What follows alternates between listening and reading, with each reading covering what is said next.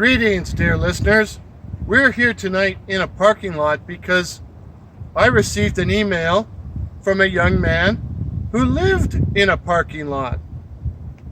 He writes, "Hey Warren, you don't know me, but you went to school with my old man, and believe it or not, he speaks fairly highly of you."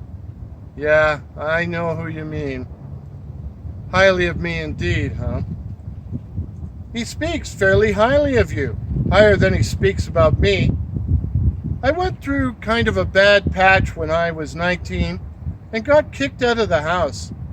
My girlfriend dumped me too, so I was homeless, or rather, I was living out of my car, an old Saturn Ion.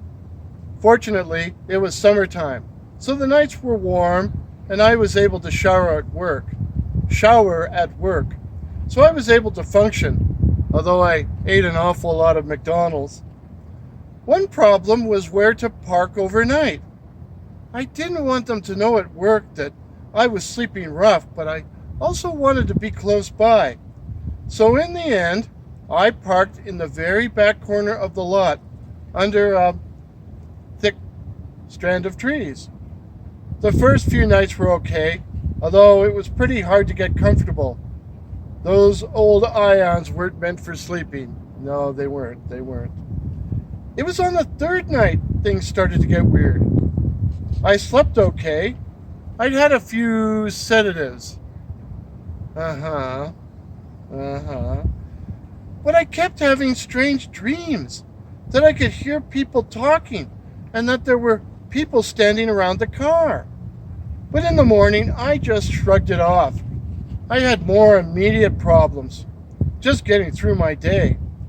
The next night, however, I woke up to find a face staring in at me through the windshield.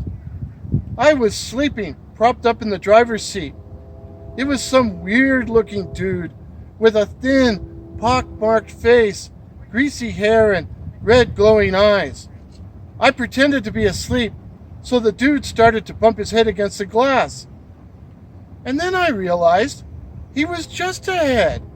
One of those night floater things I'd heard stories about. I might have continued to try to ignore it, but then it was joined by several others, male and female, floating heads, and all of them butt ugly, with an indelible whiff of the trailer park about them. They saw I was awake and began talking, or rather taunting me, calling me a loser, bum, etc., and daring me to step out of the car. The ugly heads filled all my windows, and I yelled back at them, but my main impulse was to get away. So I put the Ion in gear and peeled out of there, only to have those damn heads follow me, fly after me. They were actually flying. Fortunately, I wasn't far from the Queenie, and I lost them as soon as I got on the highway. I just kept driving all night and didn't go back to the parking lot until dawn. I felt like shit all day at work and fell asleep at 4 p.m.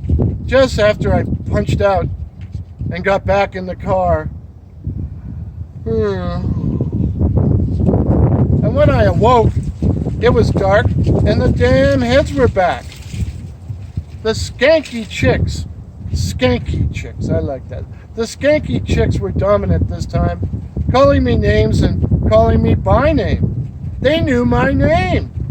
I was about to drive away when I recognized one of them. It was a girl named Rose who hung out at this dive bar where I sometimes went drinking. I called her by name.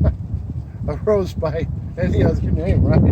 I called her by name, but then she pressed her cracked gray lips against the glass of my driver's side window like she was trying to kiss me. And then she began licking the glass. And then I noticed the rest of these heads were also licking the car, licking the splattered bugs off the hood, the windshield. Ah, man, gross. I was about to barf, so I drove out of there and home to Mom and Dad. The old man wasn't overjoyed to see me, but when I told him what was happening, he invited me. He actually invited me to move back home. He said he knew all about the night floaters and they weren't to be messed with. So I lived at home and got my act together, and things are much better now. I saw Rose around town a few times after, but I avoided her and she avoided me back. I wanted to send this so your listeners will know that the night floaters are real, that they really do exist, and that you should watch out after dark. Aaron. P.S. The old man says hello. Well, hello to you too, Jim. Although I still think you're a horse's ass. You got a nice kid, though. So, dear listeners, where's the strangest place you ever spent the night? The strangest place you ever slept overnight? Me? I once slept under a car on DuPont Street in Toronto for 3 consecutive nights. But that's a story for another time. So please share your experiences in the comments, and stay safe, stay subscribed, ring that bell so you won't miss any upcoming videos. Feel free to share this video or any of my videos with anyone you please. If this is your first visit to my channel, please consider subscribing.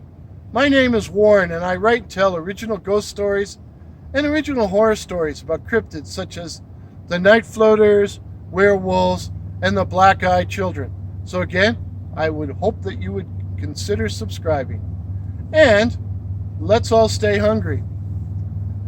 I'm on a diet, so I can't go to McDonald's, so I'm going to stay hungry.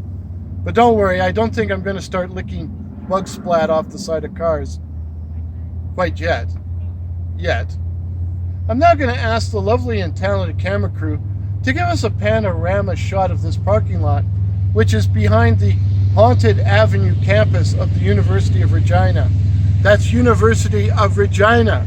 But first, I'm going to ask her to show these lovely leaves next to us, which have been rattling away throughout the whole broadcast here.